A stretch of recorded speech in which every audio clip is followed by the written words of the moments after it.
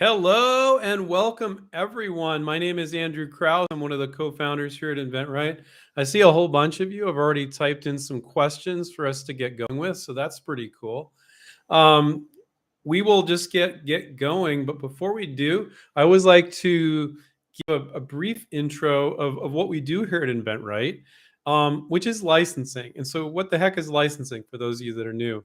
It's a way to rent or lease your invention. I don't say sell because if the big company you license your product to for royalties, if they don't perform under the contract, under the licensing contract, you can take your product back. So you never want to say, I want to sell you my invention or I want to sell you my patent. You're licensing it, which means they need to pay you. Usually, one of the many qualifications in a contract or deal points are they need to pay you a certain amount every quarter, every 3 months. Otherwise, you can take it back. There's other things if they don't fulfill those things. That doesn't mean you're going to necessarily do that, but it means that if they're not performing, you don't want to license a product to a company and have them just sit on it, right?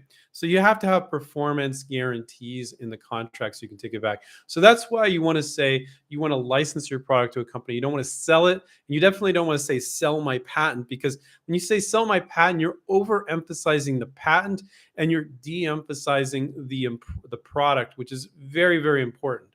Whether or not they think they can sell the product is of key importance. The patent is very unimportant. Just saying that to emphasize in comparison as far as how good the product is. That's the most important thing. That's what you're selling, okay?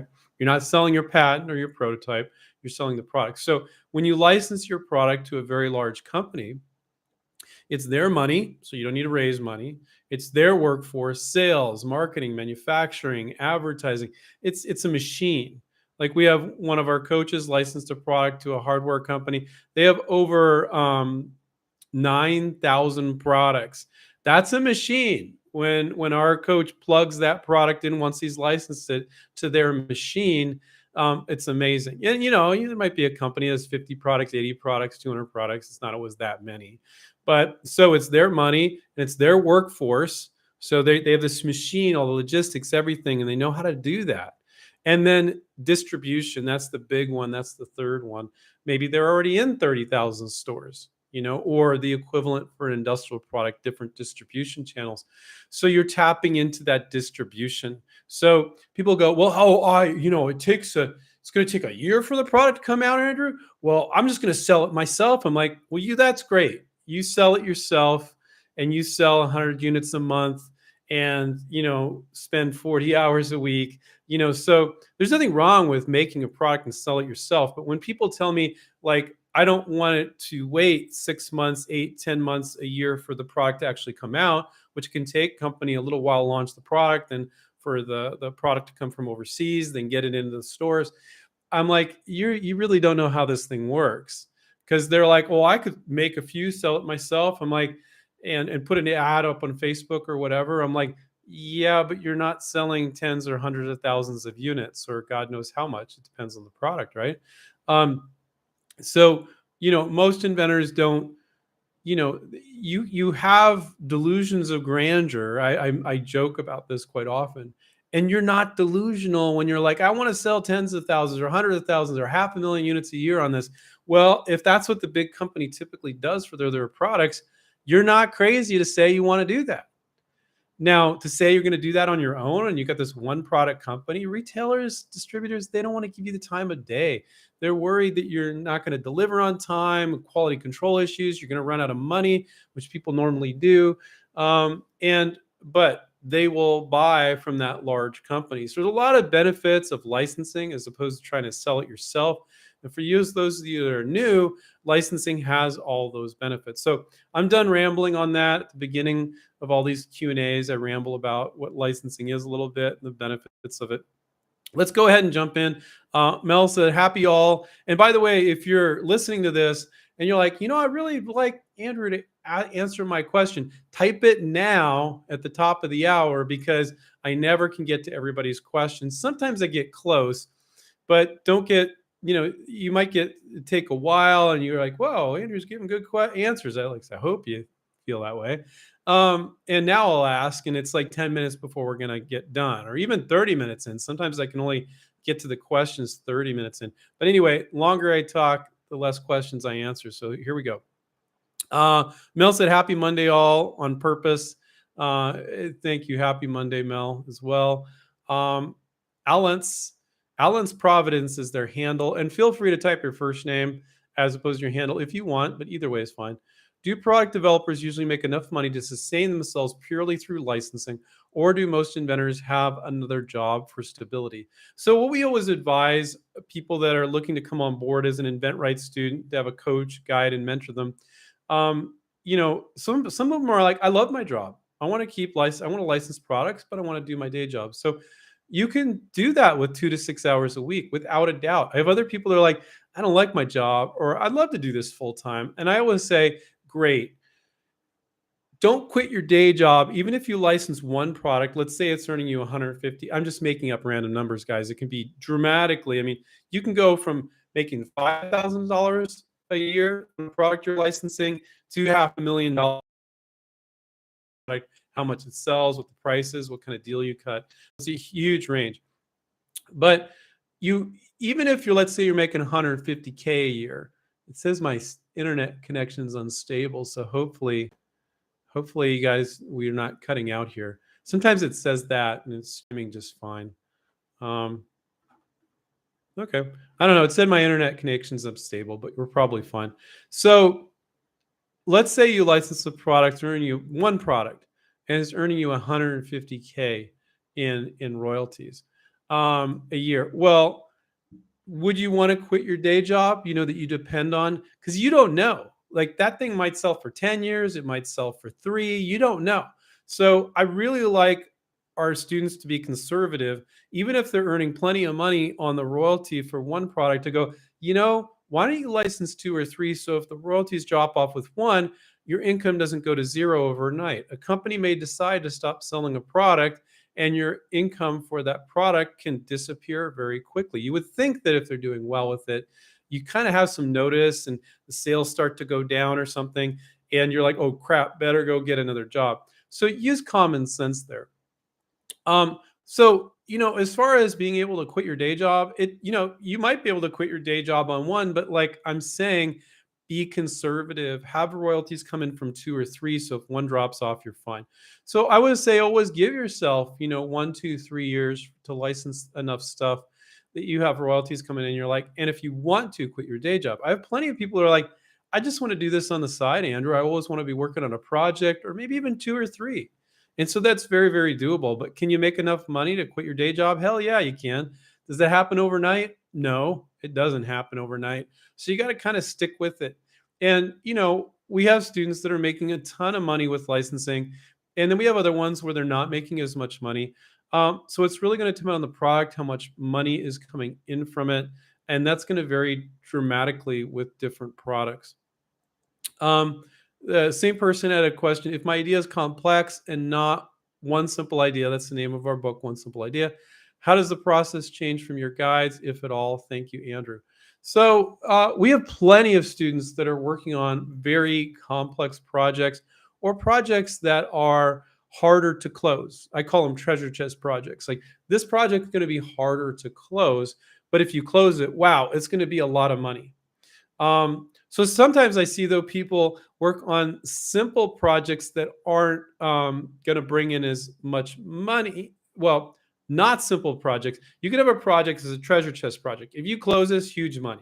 And you could have a project that's complicated, but still not going to bring that much money in. And so, taking a look at your projects, is it simple? Is it hard? What the potential is? Learning to evaluate your products, I think, is very important. I don't think it's absolutely critical at the beginning. I think what's critical at the beginning is looking at how hard or easy it is. If it's not going to bring as much money, but the inventor's really excited about it and it's not super complex, I love that. I think that's great. Because, working on a really complex product out of the gate, that can kind of like, I want people to have the excitement to see the traction happening so they can always move on to another project. And so with really difficult projects, now, Alan's, you may think it's difficult. I'm like, oh, that's not so difficult. You could just present it, see if they're interested in the benefits. And you're like, well, but Andrew, I don't know about this or that. I'm like, so what? Don't figure it out. It depends on the product, of course. let's just see, let's go fishing. And so you might have thought it was difficult because I got to figure out all these little details. And I'm like, let's not figure out the details. Let's just see if they're interested in the benefit of the product. So other times I'll be like, oh, yeah, I'm not sure about that. You're going to need to figure those details out. It really depends. It really, really depends. So, um, does the process change when you have a product that is difficult? It really depends. Now, our other co-founder, Stephen Key, he's coming out with a book called One Big Idea. So it's specifically for projects that are more difficult. Our book that's been around forever and a day is One Simple Idea.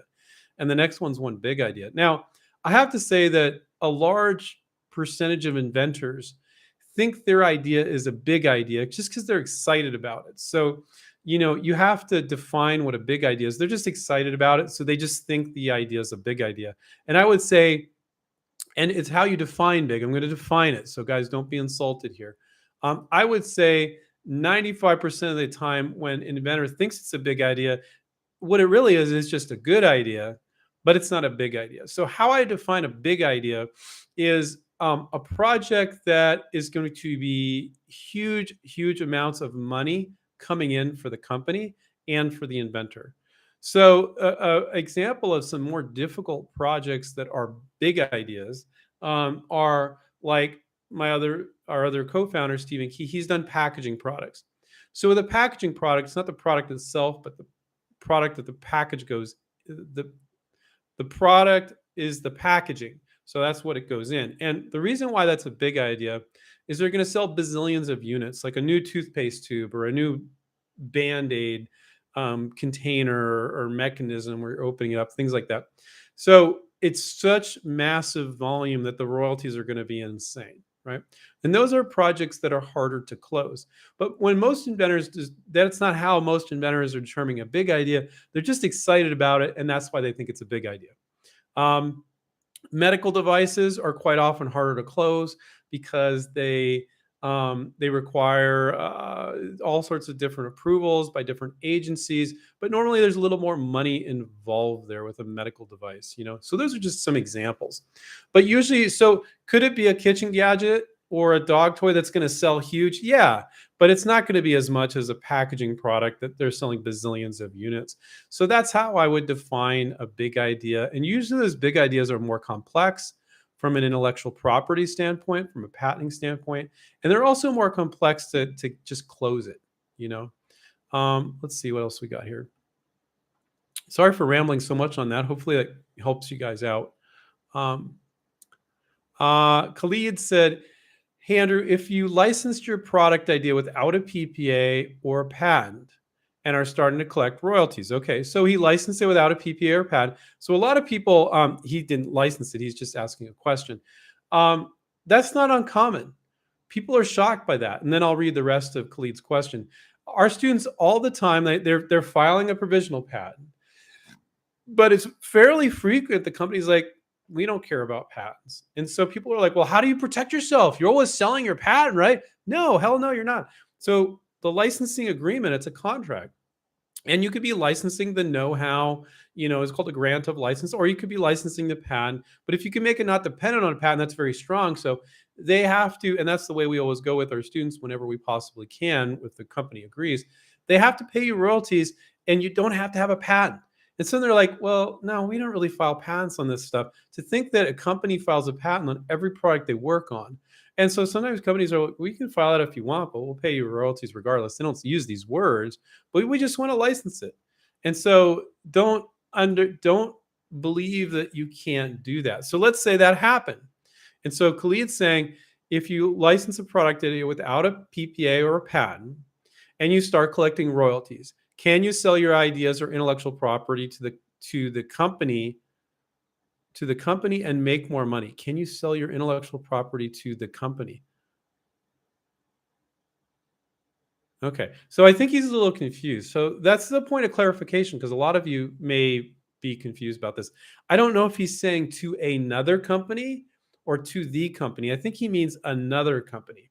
So no, because if under the agreement you're licensing this widget with these features and that company wants an exclusive. So just because you didn't have a PPA or a patent and you license it to them doesn't give you the right to license it to somebody else. Because under the agreement it said this is the product, this is what we're licensing. But people confuse that you're always licensing the patent. Now some companies insist on that, and that's fine. But whatever you agree to that they're licensing, what the product is or the patent is or whatever, you can't just go license it off to a bunch of other companies. And I think he meant to another company. um, so no, and nor would you want to do that. It wouldn't be right. So now, can you license a product to multiple companies? Just before, I was talking to a gentleman interested in the program just before I got on. He was in Japan, and he was asking me, um, can I license to multiple companies? And the answer is yes, but it doesn't really make sense to license to two companies selling in the exact same store because they're stepping on each other's toes. So that's my rule of thumb. If they're stepping on each other's toes, that doesn't make sense. But if it's a different geography, so you license to a company that sells in Japan and Asia, and another company sells in the US and Canada, perfectly fine. Maybe a different version of the product. This particular gentleman that I was just talking to, like 45 minutes before I got on here, he's got a music product. I'm not going to go into the specifics, of course, but he's got one version of it for the guitar and one version of it for the bass guitar. And I'm like, well, if they're different, you could license to two different companies for those different products. So then also a different distribution channel. Maybe there's a company selling in big box stores and another company selling in convenience stores. So there is ways where you can license to multiple companies. But if you get one, part of my language, big ass company, and they want an exclusive, freaking give it to them. Don't be greedy thinking, well, if I license to five companies, I'll make more money. It's not going to make sense for them, guys. They're like, well, how would I pay you this royalty when you're just going to sell it to my competitor and they're going to eat into my sales, right? So, but there's plenty of situations where it does make sense. But usually, you shouldn't devalue that. You should go, that's great. That's a huge ass company. Oh my God. Yeah, I would love to license them. They're huge and their distribution is amazing. And part of what you're doing when you license to a company is you're interviewing them about what they're going to do with it. And you're holding them to it in the contract. Don't be greedy. Don't be greedy. But if it makes sense to break it out, well, you're not selling here and here. And they're like, yeah, you're right. That wouldn't hurt us. What it comes down to is it wouldn't hurt them.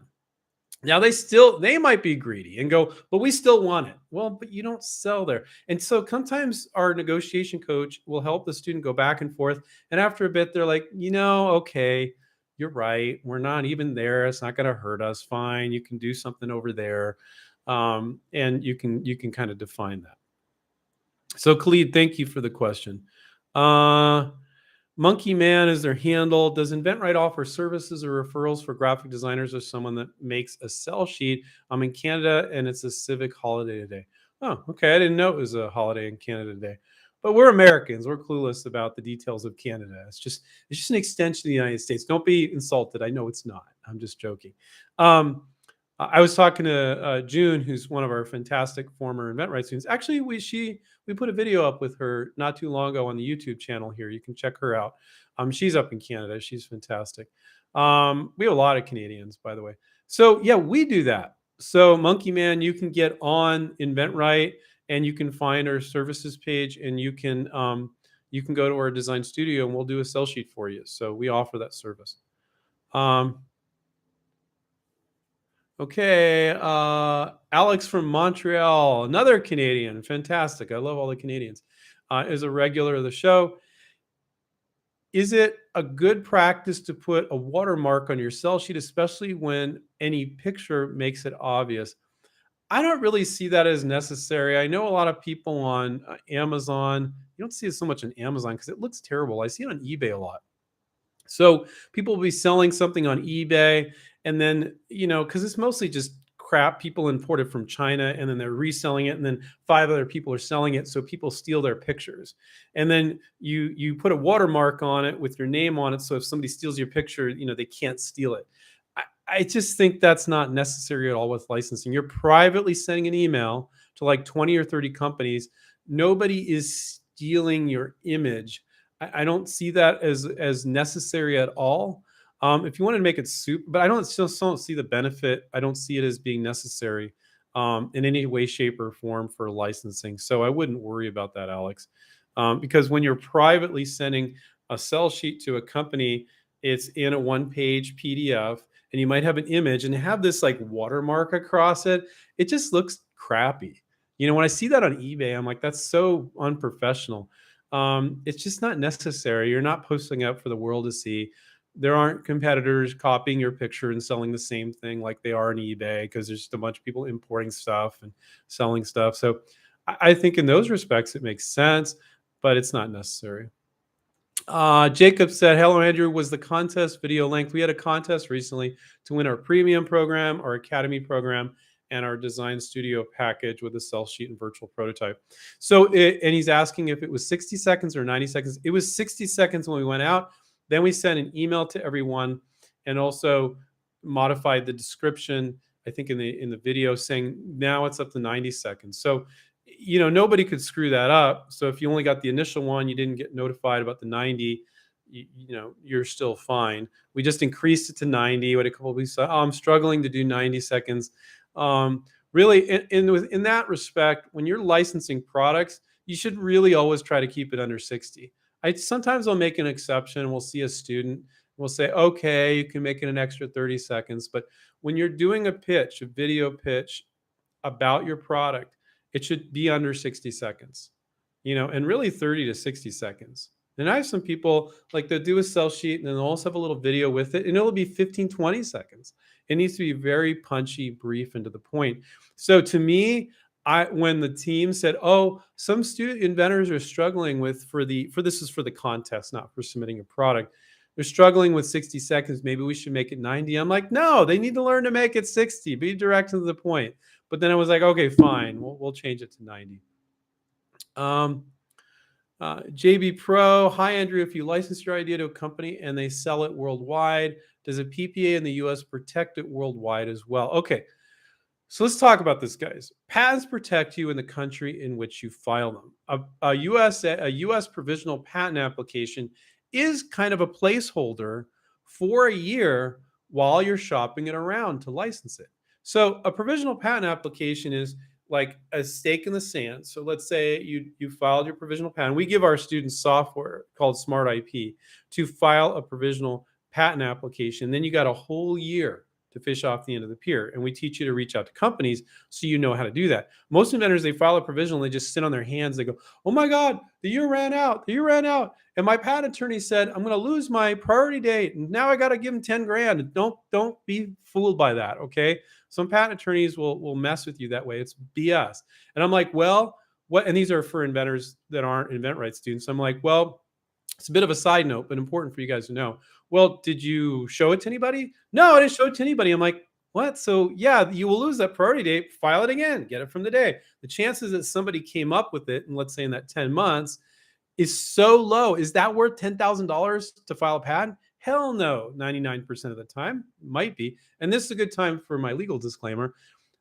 Anything I share with you today should only be considered business advice and just for educational purposes is not legal advice. So please consult an attorney for legal advice. So sometimes attorneys will go, they'll like, oh yeah, I can file a PPA for you. And they'll charge you a couple grand quite often. And they put a date on their calendar. Hey, your PPA is running out. You're going to lose your priority date if you don't file a full utility. And the inventor didn't know all the stuff that we teach them. So they didn't reach out to companies. They didn't try to license it. And now the inventor gets them for another 10 grand. Screw that. So when you file a provisional patent application, know how to license products. Start reaching out like the next week after you file it. You'll never need a year to reach out to companies. My God, if it does take you longer than that, you're doing something really wrong. And if you haven't put it up on a website or posted it publicly, privately showing it for a license via email to a company, most people don't consider that public disclosure either. So even if you pass up the year, you showed it to a few companies, you could file it again. So again, I'm not sharing legal advice with you guys. So getting back to JB Pro's question, if you license your idea to a company and they sell it worldwide, does a PPA in the USA protect it worldwide? A PPA does not protect you. Okay, it does, but it doesn't. If you don't file a full utility within the year the provisional gives you, Now, if you file a utility before that 12 months is up and then you reference the provisional, you're protected from the date from the provisional, what's in there. You can put new stuff in the patent too. Now, so every provisional is separate. So now let's say you let the year go. Well, you can file another provisional and then 8 months later file a utility and then reference that provisional. So you can file another provisional. But if you never file a full utility and reference the provisional after 12 months, that provisional is dead. It's as if it didn't happen. Okay, so PPAs don't protect you unless you file full utility patents and reference to get that provisional date. Okay, now in a roundabout way, a provisional patent is also a patent in other countries because the US is part of what's called the PCT, the Patent Cooperation Treaty. So most all major companies you want to countries you want to license in are part of the PCT. Okay, so you could file a provisional, and then let's say 6 months in, you get a company that's really interested, and they're like, "Well, we sell in the U.S., but we also sell in Europe." Now, most of the time, they're only going to want to file in the U.S. if that's their major market, and they're like, "Yeah, we want to sell it in Europe, but we don't want to file patents in both countries. Even for them, it's too expensive." Now, or they might say, we want to file in both. Well, because the PPA, because the US is part of the PCT, Patent Cooperation Treaty, and let's say they want to sell it in Germany and England and Spain too, then you can get them to give you the money for the US patent and the international patent, and then you can reference the provisional patent, get protection from that date. So in a lot of other countries, they don't have a PPA, but in a roundabout way, your US provisional patent is a PPA. But 9 times out of 10, you're licensing it in the US. They're just way more open. I have plenty of students licensed in Europe and other places, but most part, it's fairly infrequent that our students are licensing in other countries. Okay. And the US companies are just a lot more open to licensing, Canadian companies as well. But now I'm going to qualify that. I always qualify this. Asian company, a European company, an Australian company, I don't care. If they're big in the US, that to me is the same as a US company. But the companies that don't sell in the US and they only sell in Asia or Europe, they're old school quite often, not all the time. You're way less likely to license them. Now, so if you're in Germany, let's say you live in Germany, if you just reached out to German companies or other European companies, you'd be screwing yourself. You really would. So you're like, well, this is my home country. I want to try to license here too. Great, go for it. Try to license those German companies, maybe other European companies. But if you're not adding, like mostly focusing on the US, you're making a giant mistake. But let's say there's a German company that's really big in the US and they sell 80% of their product in the US and 20% in Germany. Great. They got US people working there, they got Americans working there. And you know why that's important? Because America, there's a lot of messed up things about our country. If you, I can say this because I'm an American and I'm a son of an immigrant. There's a lot of messed up things about our country these days, but there's a lot of beautiful things about our country too. So one of the beautiful things about our country is we believe that anybody can make it. It doesn't matter your education, your background. I mean, there's countries where they're like, well, who are you? You're not a big company. What's your education? Show me your portfolio. American companies could give a crap about that. If you show them a good product and you're not acting like a wacky person, they will license it from you. And so when you have a German company, they're a little more traditional over there, or UK company, what have you. UK is changing quite a bit. And you're showing it to a marketing person that's in the US, but they work for this German company. They have that mentality. In the US, we've been brought up to think that anybody can make it despite their background, their thinking. And yeah, part of it's BS, but it's kind of part of our psyche. So that's why you're a lot more likely to license in the US. They're just more open. But it could be an Asian company, a European company, and they're big in selling in the US. That's the same as an American company to me. I know that's a lot of definition, but I think that's really, really helpful in helping you guys understand why it's so important to focus in the US. And I think that mentality bleeds over a little bit into Canada, a fair amount, but you're so much more likely to license in the US. Does that mean you shouldn't reach out to companies in other countries? No, hell no, go for it. But it's just a lot less likely to happen. So getting back to JB Pro's question, does a PPA in the US protect it worldwide as well? Yeah. So if you wanted to reach out to Australian company, a German company, UK company, a bunch of companies in the US and Canada, file your provisional, you got a whole year. So in a roundabout way, it is preserving your filing date. but don't think the PPA protects you if you don't later file in those countries. Okay. And get them to give you an advance on royalties if that's important to them, you know, and then you can give that to your attorney. And so now you're not spending all that money up front, not knowing if there's any interest. And that's a big part of the invent right approach to spend. I've seen people file there's something called a PCT. So they file a patent and then they file the PCT. We're talking hundreds of thousands of dollars, guys, sometimes to file around the world. So these delusions that people have that they're going to license the product around the world, go for it. But use it, do it. You have this incredible tool. You could file a provisional patent application and then you could work on licensing it around the world, but you got to do it quick. You got that year. That's not quick, that's slow. But if you don't know what the hell you're doing, then learn what the hell you're doing. We can teach you that in inventRight. We can coach you. We can mentor you, you know. Sorry, I got some allergies acting up here. Yeah, I don't know why I'm getting allergies all of a sudden. Let's see. Roaming tortoise is a regular. I have a prototype that I pieced together. You can see a brand name on the main piece. Should I edit out the brand name in my sell sheet? I would have somebody Photoshop that or edit that. That's like super easy to do. I would, because I can put some of the other, I can put them off a little bit. It can confuse them a little bit. I would. Steven Ruiz, do I need to set up an LLC before trying to obtain a licensing deal? No, you don't. You need to determine with your attorney and your tax account what's right for you. But the vast majority of our students do not set that up. So when you reach out to companies, let's get deep into this, guys, and I'll keep it really short on this one. You need to make a professional appearance. Do you need an LLC to do that? Hell no. So let's say Roaming Tortoises, I forget what their name is. I think they let me know what their full name is. Let's say it's Bob Smith. So how do you create that professional appearance? Well, in your email, this is what you have. bobsmithdesigns@gmail. Anybody can get your first name, last name. You could change it slightly. I doubt if you just take your name and put designs behind it, it's probably not taken. So design what? Well, you could be doing toothbrushes one day and medical devices the next day and a dog toy the next day. It always works. So bobsmithdesigns@gmail. Looks professional, right? Anybody can get that. You don't need to get a website or any of that. Okay. And then your voicemail is going to go to a voicemail that says, hello, this is Bob Smith from Bob Smith Designs. Sorry, couldn't pick up the phone right now. Please leave a message and I'll get back to you promptly. Your friends and family will know it's you. And 9 times out of 10, they're not going to call you.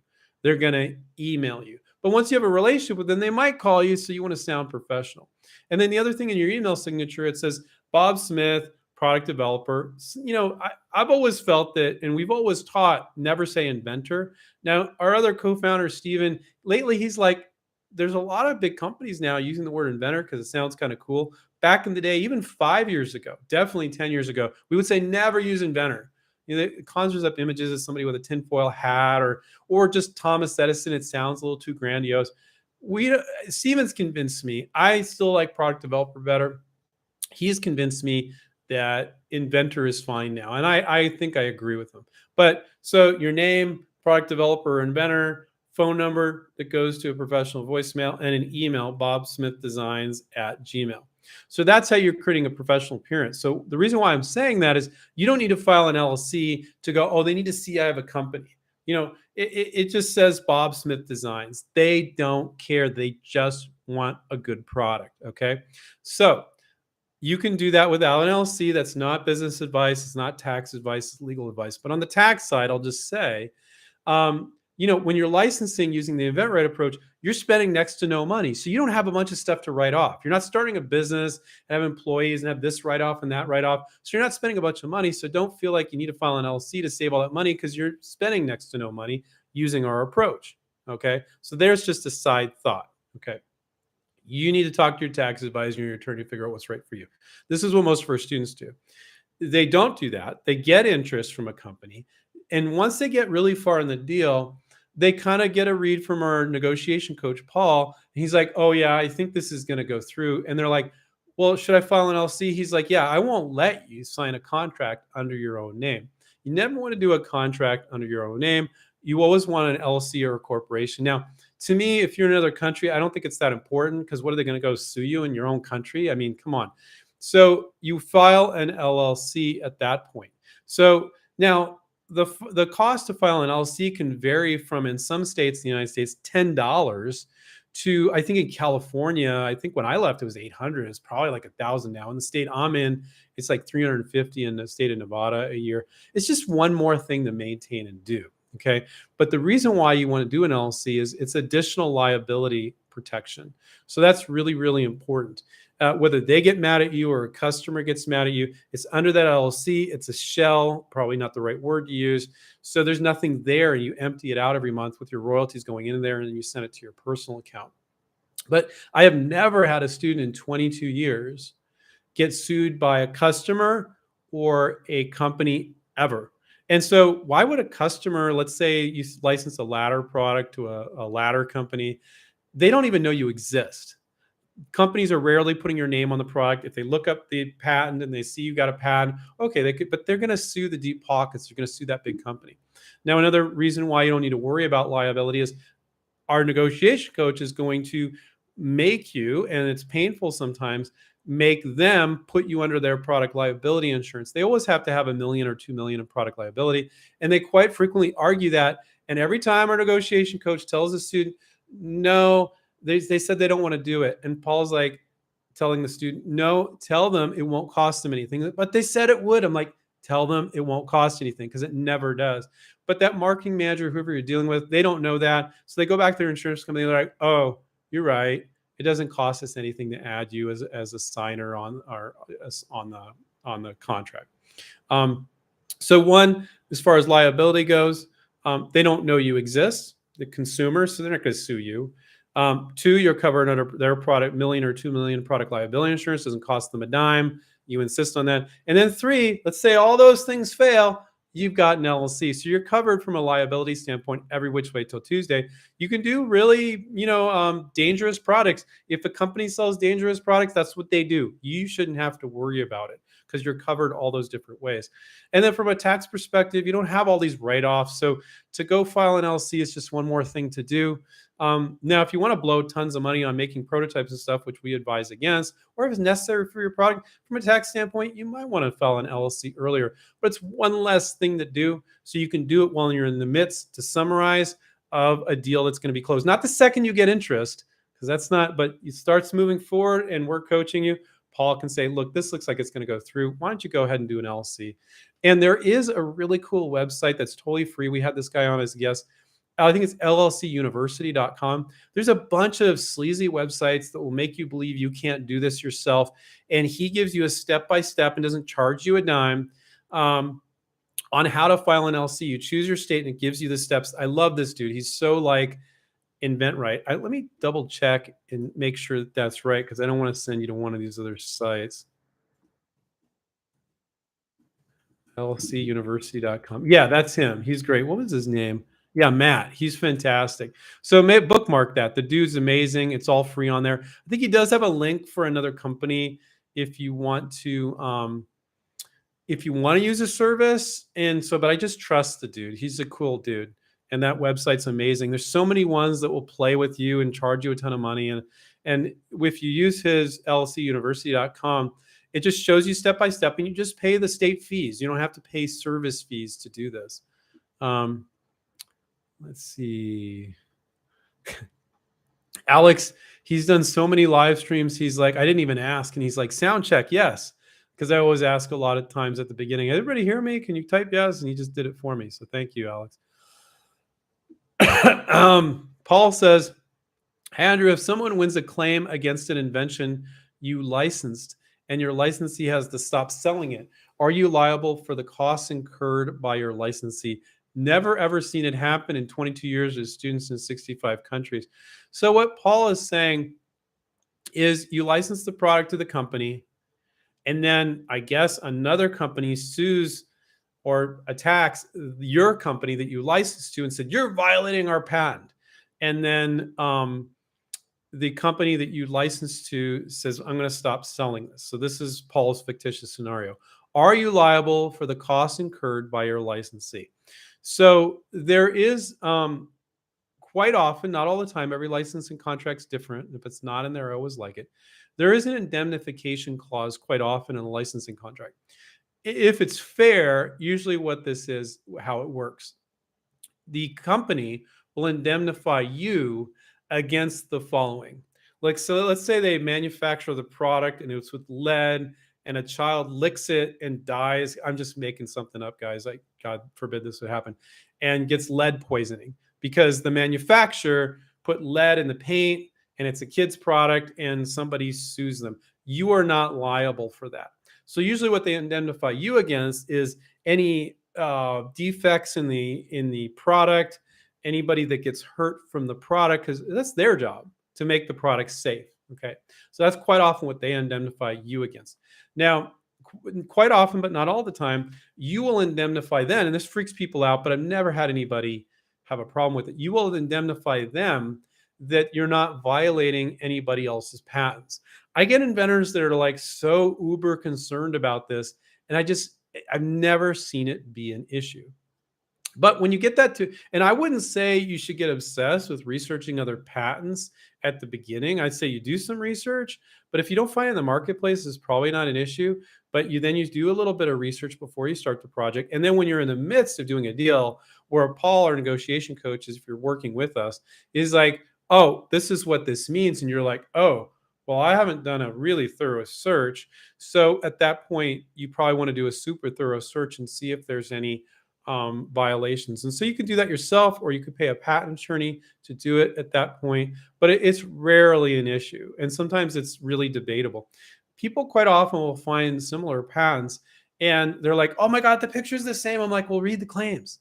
And you read the claims and well, this one's not an issue. This one's not, this one's not. Oh, I guess I'm good. And so, but a lot of licensing agreements will not have that indemnification clause that you're indemnifying them against any issue. So could that be an issue where somebody says, the company says to the company, you're violating my patent? It could be. Have I ever seen it in the last 22, I think we have 23 years now. We've been in business with students in 65 countries. No, but it is something you need to be aware of. So, but it's funny how, I wouldn't say it's funny. It's weird how inventors get so concerned about that. And I'm like, well, I'm giving you a massive sample size of experience. 22 years in 65 countries, never happened to happen once.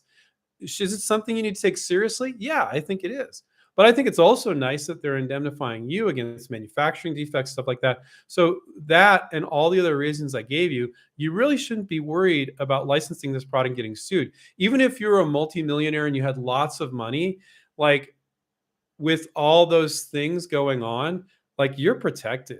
You're not going to get sued by a consumer. And I say you're not going to, but it's so unlikely, and I wouldn't be concerned about it. You could have 20 million in your bank account, and I would be, because of all those reasons, I would be comfortable with, if I were you, with licensing products. Because when you have 20 million in your bank account, you need to be careful what you do. You could have next to nothing in your bank account, and I still wouldn't be concerned. So hopefully that gives you a frame of reference. But quite often you are indemnifying them against any sort of patent infringement. But it's so funny how I hear that question so often and people are concerned about it. And I'm like, it's so unlikely. But don't get into this super intensive look, because you're not obligated to indemnify them against any infringement until you sign that contract. So I would do some decent patent searching, but I wouldn't get crazy about it until you do that deal. But if you're going to pay an attorney or do it yourself and get really intense, spend a ton of time on it when you're signing the contract, now sometimes we get contracts not even in there. We're like, great, you don't have to worry about that because it didn't say you'll indemnify them against any infringement. And that's pretty frequent too. So you don't know if they're going to try to stick it in there. So don't get too obsessed about it. Okay. And really, to me, I wouldn't be concerned if there's no indemnification on either part because of all the reasons how you're protected with. I wouldn't be really concerned at all about, indemnification against, for product liability, because it's covered under product liability insurance. You got the LLC, and who's going to come after you? You're the inventor. You don't have deep pockets. So, but you have to decide what's right for you. So that was a great question, Paul. Man, I rambled like crazy on that one. Um, is the InventRight sample NDA sufficient for protecting when hiring designers on Fiverr? Any other suggested layers of protection or additions to an NDA? Um, so, God, we talk about this so much, Stephen and myself, till I'm like sick of it. But at the same time, everybody's thinking it. So it's a really good question, Brandon. So NDAs or non-disclosure agreements are 100% acceptable for you to ask graphic designers or engineers or anybody you hire to sign 100% of the time. And if they hesitate, I would not work with them. Not only should it be an NDA, but it should be an NDA with an improvements clause. So let's say you go, well, here's my widget, right? And so what it should say, that's just my key fob, but you get the idea. What you should say in the non-disclosure agreement is an improvements clause. Not only will you not share it with anybody or do anything with it, but I own any improvements. So if you had an improvement for a key fob, you would own the key fob, whatever you're sending them, and any improvements they come up with. Now, again, in 22 years with students in 65 countries, I've never, ever seen a single graphic designer, engineer steal an idea from one of our inventors, ever. Okay. Because, like, if somebody's trying to eke out a living doing sell sheets or maybe a virtual prototype or doing some engineering for you, do they know how to license a product? Do they know how to bring a product to market? Hell no, they don't. They're trying to just eke out a living doing what they're doing with some contract work, right? So are they the ones you should be afraid of? No. But go ahead and have them sign an NDA with an improvements clause. And if they're like, oh, I don't want to do this, and be careful with Fiverr, because I think the standard agreement, don't quote me on this, guys, but I think the standard agreement with Fiverr is you are giving them permission to post any work they do for you publicly as part of their portfolio.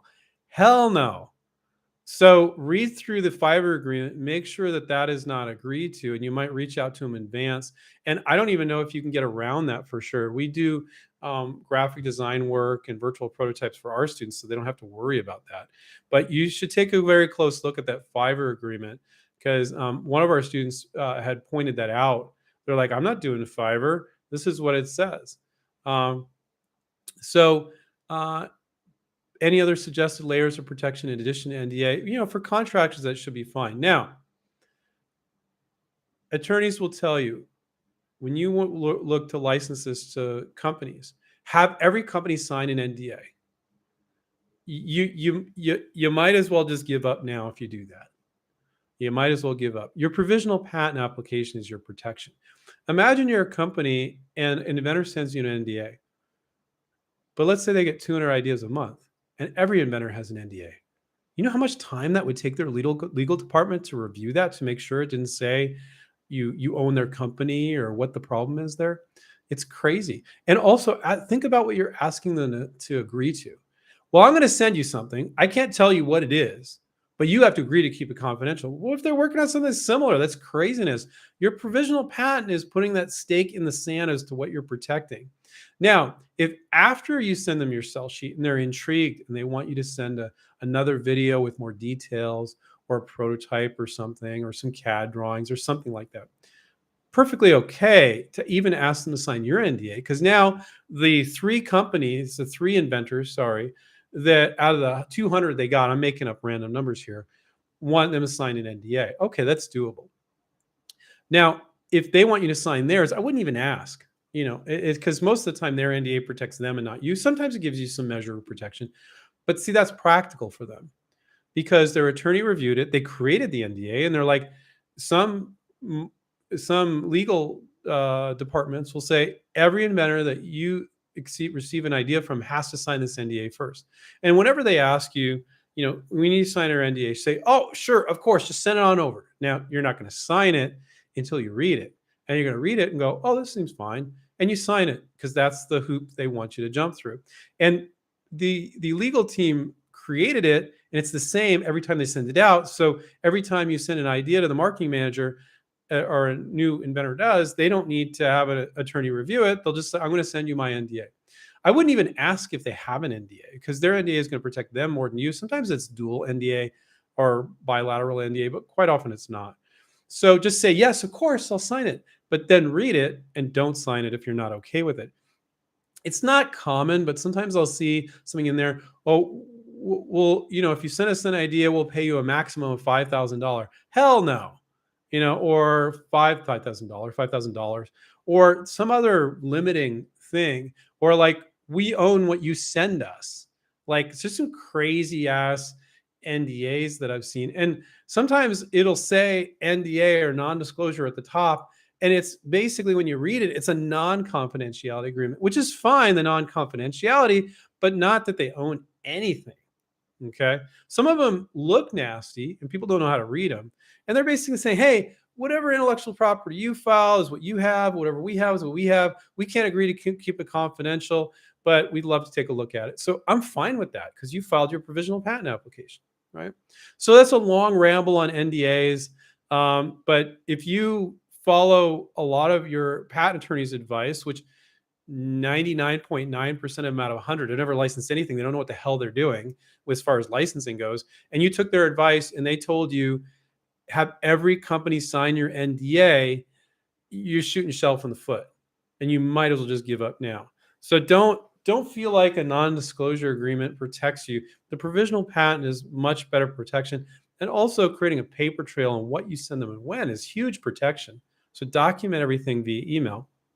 Again, everything I share with you today is not legal advice. Please consult your attorney for legal advice. Even though I'm personally beating up patent attorneys that tell people that, you have to make the decision, and I am not providing you legal advice. Okay. Ethan said, we got about 10 minutes left. Hey, Andrew, I was watching an IGA session. So Stephen and myself were the co-founders in InventRight. We also formed a group called Inventor Groups of America. And it was initially because Steve and I have spoken at a lot of inventor associations. And we were like, there's no group, there's no support network for inventor group presidents. So we created IGA. And then we started adding webinars and Zoom sessions for inventors as well. And everything is free over there. So that's what IGA is. Hey, Andrew, I was watching an IGA session on sell sheets, and Courtney mentioned some sort of white sheet alternative for a sell sheet for toys and games. Can you describe what that is? I don't know what she is referring to there, to be honest with you. She is one of our coaches in inventRight. I always recommend a sell sheet, a one-page PDF. That's it. No slide decks, none of any of that crap. Now, one of the things that would work for toys, and that's probably what she's referring to with the white sheet, is, and we've only recently, our other co-founders been talking about it, and I agree with them. You could have a second sheet that's kind of like a competitive analysis. Here are all the other products. Here's my point of difference. A second sheet, but never any more than that. So it's a one-page advertisement, full-on ad for the product, okay? Now, you don't ramble on about the product in the second sheet. The second sheet could be, and this is probably what she's referring to with the white sheet, a competitive analysis. And we know another toy and game inventor that's a pro, and that I think I'm 99% sure that's what she's referring to. So I would say that would be a good thing to do. That's a good thing to do in any industry, but especially the toy industry. They really appreciate that. I would say it's more important in the toy business. Okay, so that's pretty much an answer. I'm 99% sure that's the answer there. Richard said, is the creator of your prototype the same as the manufacturer, the same as the licensor, and those the same people? Okay. All right. So let's hit that. So yeah, let's talk about some terminology. So the inventor, you guys, you're the licensor, licensor. Okay. The company that licenses your product and is going to pay you royalties every 3 months for every unit they sell is the licensee. Their role is to manufacture the product and sell the product. And they have distribution where you want to be. If it's a dog toy and they're in Petco and PetSmart and Walgreens and Target, great, fantastic. They have distribution. They're a brand, okay? Now, you don't care where they get it made. I mean, you might, but I'm for illustrative purposes. Maybe they have a manufacturer in China that they always use, right? And they get 20 products made there and then 10 products over here. Maybe they have a captive plant that is in China that just makes their stuff. Maybe they have manufactured in the US and it's their own plant. There's not a lot of companies that make all their own product. They are working with a contract manufacturer. That's another term. You don't care. I mean, you might care, but it doesn't matter. You want a license to the company that is in the retailer where you want to be. The details of calling them a manufacturer, our head coach likes to call it a brand, okay? Because there are companies that, for instance, will make a certain type of product, but they have no distribution. You don't want them. Those are contract manufacturers. So they might make a certain type of product for 30 other companies, but they have no distribution. They don't have products in stores. You don't want them. You're never going to license to them unless it's a packaging product, okay? You're going to license to companies that are already in the stores where you want to be, okay? So let's see if I answered. Yeah, I think I pretty much answered Richard's question there, okay? So a manufacturer, I like to use the word brand, although I use the word manufacturer quite often. And if I use the word licensee, people don't know what that is, they get confused. But the inventor is the licensor, the company you license to, you're going to receive royalties from the licensee. And they're also kind of the brand that has distribution, not just somebody that can make it. You're not going to convince a company that makes some sort of type of product for 50 different companies and you're like, oh, I'm going to go after them. It's like, well, if they don't have distribution in stores, you're not going to go after them. Okay. In some rare instances, you could license to a contract manufacturer that then makes it for 50 other companies. That doesn't normally make sense. You're usually going to license to a brand. Okay. Bohemian Hill. Hi, it says, hey, Andrew. Hey, Bohemian Hill. Steven says, my PPA is expiring in September this year. I hired a patent attorney to do it for me. Heard that one before. Should I refile for another PPA or apply for a non-provisional? And if I refile, how can I do it on my own? So, Stephen, if you haven't licensed it, to spend 10 grand or more on a patent is kind of nuttiness, isn't it? So he filed a PPA, a patent attorney to do it. He's in the exact scenario I was talking about before. Why wouldn't you just take that provisional that the patent attorney did for you and refile it? Okay. So now you could take what they gave you and you could file it yourself. You could learn to upload it to the patent office site. We train our students to do that. Or you could say, do not let the patent attorney twist your arm. You know, I'm okay. This is what you want to, the words you want to use it to them. So they're like, I know what the hell I'm talking about, dude. Don't take advantage of me. Okay. And there's a lot of cool patent attorneys, but there's a lot that aren't. And the fear is the easiest thing to sell inventors. Patent attorneys are terrible salespeople, but it's so easy to sell inventors fear, you know, that they're going to do it quite often. So say, I'm totally okay with losing my priority date. I haven't made public disclosure. Two things. I'm totally okay with losing priority date. I haven't made public disclosure. Know what public disclosure is? Putting it up on a website, selling it at a swap meet, things like that. Privately showing to companies, for the most part, is not considered public disclosure. I'm totally okay with losing my priority date. I haven't made public disclosure. I want you to just refile that PPA for me. If they charge you more than $100 to do that, say, just send it to me. I'll do it myself because that's freaking ridiculous. So now the patent office, they will charge you $75 as a microentity to file the PPA. So they got to charge you that. But if they charge you more than $100 to simply refile your PPA, that's ridiculous. You know, and just say, dude, you're just refiling a PPA. Yeah, you're going to charge me $75 for the fee. I don't think anything more than $100 just to get online and file that again is reasonable. So I'd argue with them if they want to charge you any more. Okay, maybe $150. But so or you just do it yourself. So if they give you a copy of the PPA, you can just do it yourself. Okay. So so those are some thoughts. I don't know what situation you're in, Stephen. I don't know if you're looking to license it or you're looking to venture it or whatever, but hopefully that gave you some perspective. I love it. I hope lots of patent attorneys are getting mad at me because I'm saving a lot of inventors money that way. People feel a sense of accomplishment by filing a patent. You shouldn't. You should see it as a financial risk. You should see it as a stupid, idiotic, okay, shouldn't say that. You should see it as a financially unwise move. You always want to take the year the provisional gives you and you want to take advantage of that. The patent office did it for you. We're utilizing it in a very particular way. Now, when you file a provisional again, your patent attorney is going to go, well, what if somebody files it in that period of time? From you filed your old provisional, somebody filed it again, and it's 10 months later, we file this provisional. You could jeopardize your patent rights. Yes, they're right. You could. Have I ever seen it happen? No. Could it? Yes. Is that worth $10,000 or more? Hell no. On the few inventions, might it be if it's like a $1 billion idea or something? There's no $1 billion idea. I hate it when people use the word billions, but maybe. Okay. So now that I gave you this criteria, but once you know I'm okay with losing my priority date, I haven't made public disclosure, if that's true, and I defined what it was, and then they can't like twist your arm, and at least you're going to be knowledgeable now when you talk to them. But so many inventors, they don't know what the hell the attorney is talking about, and they kind of make the inventor feel like you're going to lose your rights. Damn it, you better give me your 10 grand. Screw that. But if it's what you want to do, go for it. But at least you realize what's going on there. Is it a little bit of a risk? Yeah. Worth the money? Hell no. In my opinion. Okay. Alex says, should we disclose when we file our PPA? Is it rude to say that I would not disclose that for strategic reasons?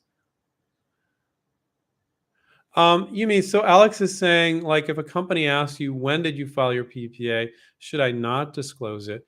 I'm not really worried about it. I would say if for some reason you slacked off and your PPA is going to expire in 2 months, I don't really find that companies are asking that often. If they're asking you details like that, it's kind of a good sign that they're really interested. And don't think that they're looking to screw you. But if you just, if it's going to run out in 2 months, yeah. If you filed it, 3 months ago and you're reaching out to companies or 2 months ago, I'd say go ahead and give it to them. But if it's like really going to come up soon, I'll probably kind of weasel around that and say like, are you, I would ask them, I would engage in conversation about the product and what are their intellectual property concerns. Talk about the actual patent itself. I don't find that companies say how much time you got left on your PPA. I would say that's a little bit of a red flag if they're saying that and you're totally cool. But I just don't see companies asking that. And if you get yourself into a deal, Alex, and you're there, give me a call up, and I'll probably try to get you signed up for the coaching program and say we can guide you. But I would be a little worried if they're saying that, but not a lot, but a little. When things like that happen, I go, what are the other deal points? What else did they said? What else happened? You can't analyze a deal without all the deal points. And how was your first call with the company? If they're asking you that and you haven't had your first call, I'm saying don't share anything with them. Get on the call, see how they conduct themselves on the call, and see how friendly they are and what kind of questions they ask. And you're going to ask them a ton of questions too, how they respond to those questions. So people will freak out about questions they initially ask you. And I go, well, how many calls you done with them? None. We're just going back and forth on email. I'm like, big mistake. You've got answers to their questions, and you've got a lot of questions to ask. You do not want to go back and forth on email. So if they ask you that, I would say, I'd love to get on the phone with you. Let's get on the phone. I got a bunch of questions for you. Got a bunch of questions for me. And if they're like, no, they're not really interested. And then you keep trying to push them there. If they won't get on the phone call with you, that shows they're interested. Anybody can email these stupid questions that are really not important when you get interest. And that's just, you've got leverage to get them on the phone. You got to utilize that. So the one thing that I share in these Q&As is you got leverage. You're going to ask them at least half of the questions. When you get on that first call, you're asking them at least as many questions as they're asking you. And most inventors don't do that. They just get on the call and they respond to their questions. You probably won't do a licensing deal if you do that, unless it's just so cool. And it could be a pretty cool, but if you don't guide them as much as they're guiding you, because they won't guide you most of the time, they won't ask the right questions, then you're going to kill deals. You're going to get the interest. You're going to keep killing deals. So hopefully that gives you guys some perspective. Looks like I went about 5 minutes over. Got a whole bunch of questions I didn't get to, folks. I can never get to them all. As I said at the top, type your questions in now because sometimes I only get like 30 to 30 minutes in the questions people ask for the first 30 minutes. But if you want to come back, I will be here next Monday. Come on back, type your question in sooner, and I will answer it. Watch our YouTube videos. I spent a whole hour answering you guys' questions. The way you could say thank you to me personally is to subscribe down below. If it doesn't say subscribe, click on it, subscribe. We just hit 60,000 subscribers recently. We'd love to get to 80,000. Please do a solid to me. Nothing really happens. Like if you're on YouTube and we go live, it might say, hey, so-and-so went live. Nothing happens. So it's a huge help to us. Also like the video and like all our videos. And if you don't like it, dislike that video or also write comments. That's all that engagement helps us for our channel. So that's why you could say thank you to me. I don't think there's many people that do an hour of Q&A and answer such specific questions. So hopefully you guys appreciate that. Check out inventRight.com, inventRight.com, and click on free resources. Got a ton of free resources. Go to inventRight.com, click there. So you might want to check that out too. Remind you guys, take care, keep inventing, and I'll catch up with you guys next time. See you guys. Bye.